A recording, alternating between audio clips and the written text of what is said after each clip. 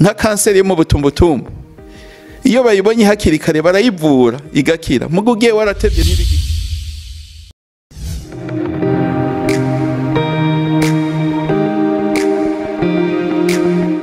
TKT twige kandi twigishanye. Iki ni kiganiro mushikizwa na Ferdinand Bangirinami. Ubu rero iki kiganiro cyuno munsi nkaba ngiye kuvuga ku vyerekeye ukuntu umuntu yo kwitaho yozigama amagara yiwe. Ubu rero nkaba ngiye gutangura ku kintu bita incanco. No kuvuga umuntu wese abakeneye incanco cyane cyane muri aya majambere tugezemo, kuko iyo witeye incanco canke inkingo bituma hari ingwara zimwe zimwe udashobora kugwara muri kazoza. Ibyo birashobora gukorwa, hariho izitangwa ku bana, hariho n'izitangwa ku bakuze, n'izitangwa kuri bose. Rimwe kenshi na kenshi ugiye kwa muganga wogerageza ukahishuka, ukabwira muganga izo wafashe n'izo utafashe, ukagenda utwaye na fiche ico bita medical record, vaccination record, kugira arabe izo ufise n'izo udafise, kugira ntizize have zigucika mu nyuma uzosanga ugiye kwivuza kubera utikingiye. Hariho cyane cyane aho bifasha cyane, ndabaha nk'akarorero, hariho nk'ingwara bavuga za ntuzeye z'igitigu, umwijima mu kinyarwanda, nka hepatite B. Ni ingwara bacandaka bakagukingira neza ntuzopfe warayigwaye, mugabo igufashe ntibishoboka yuko bayikuvura. Urumva hari ikintu kimwe baba bagukingiye. Kwikingiza ni ikintu cya mbere twotangurirako.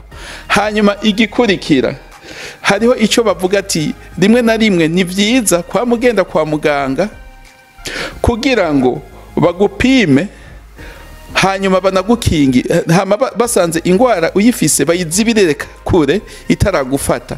Ivyo vyama bicungura ubuzima bw'abantu benshi. Iyo ugiye kwipimisha bakamenya yuko ufise ingwara, kenshi na kenshi bisaba yuko umuntu agenda kwa muganga nka rimwe mu mwaka kugira ngo barabe bati ko hari ingwara yoba afise canke ikiri kure bashobora kwizibira nka kare.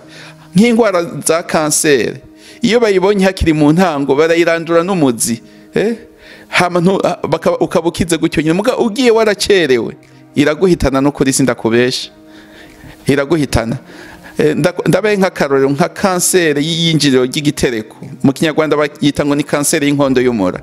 Iyo bayibonye hakiri kare barayirandura, muga ugiye waratevye iraguhitana, ntacyo baba bagikora. Cyo kimwe na kanseri yo muri prostate, iyo ugiye hakiri kare barayirandura ukabukize, muga waratevye ntibabigikunze.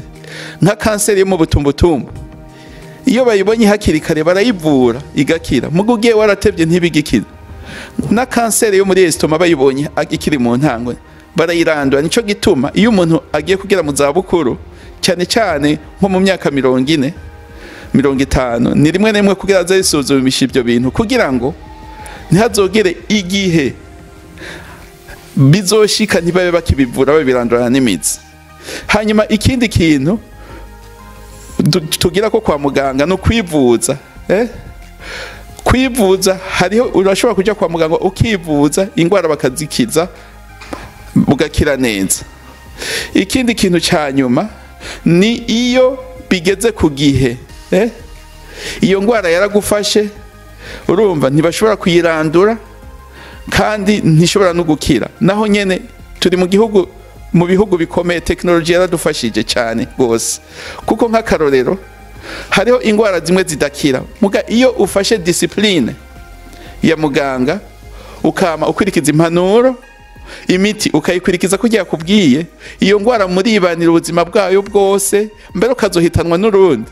Mugabo utumvije amabwizwa ya muganga udafashe imiti nk'uko muganga abikubwira, nukuri kwimanira guhitana. Izo ni nka za ngwara zidakira, nk'akarorero nka diabete. Diabete mashobora kwibanira ubuzima bwose mu gihe ukurikiza amategeko amabwire ya muganga, impanuro za muganga. Ingwara z'umutima mu gihe ukurikiza impanuro za muganga muribanira n'ubuzima bwawe bwose, mugabo utabikurikije impanuro za muganga kenshi na kenshi biragoranira, ziraguhitana. Rero iyo ikaba ariyo nama nashaka kubagira no munsi kuvyerekeye uko umuntu yo kwitwara kuvyerekeye ubuzima bwiwe. Murakoze, ndikebanuye bakunze b'ikiganiro TKT twige kandi twigishanye.